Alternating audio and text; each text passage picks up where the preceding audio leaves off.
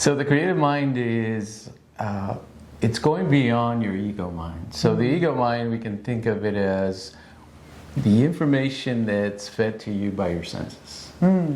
It creates the sense of I'm experiencing the world. Very useful for survival, of course.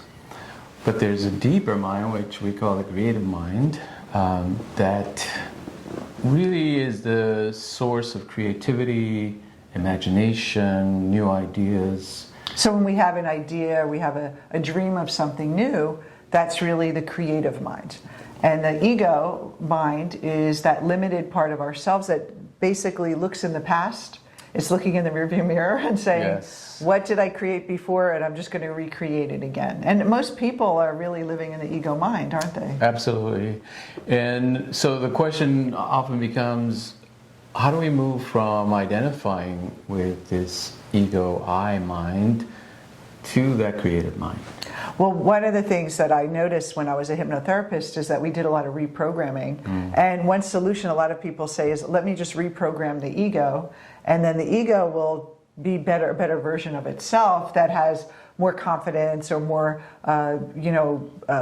feels more attractive or can feel more bold. But really what we're doing is not just reprogramming the ego, we're actually creating a new version of ourselves outside of the ego. Yes. If that's possible. We're not getting rid of the ego, we're just not letting it drive anymore.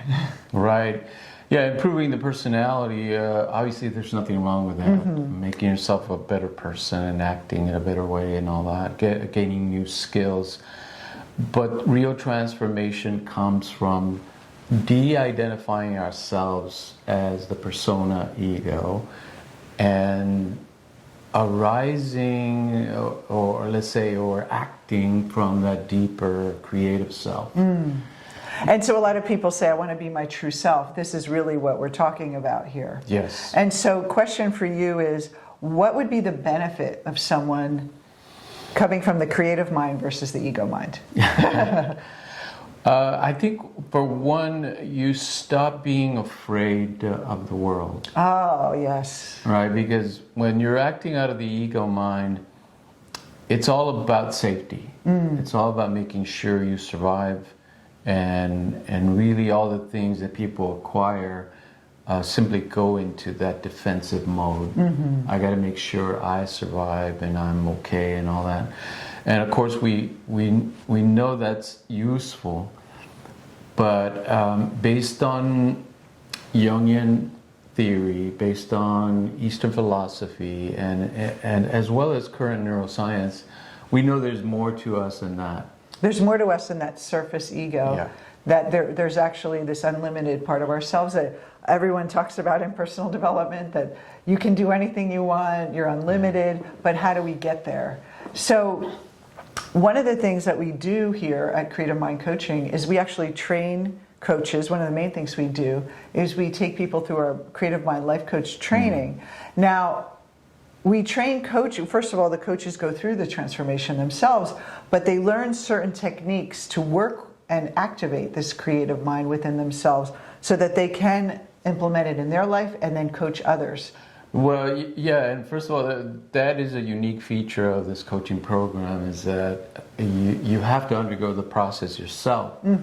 Instead of just teaching it as a skill set to coach people into getting reaching their goals.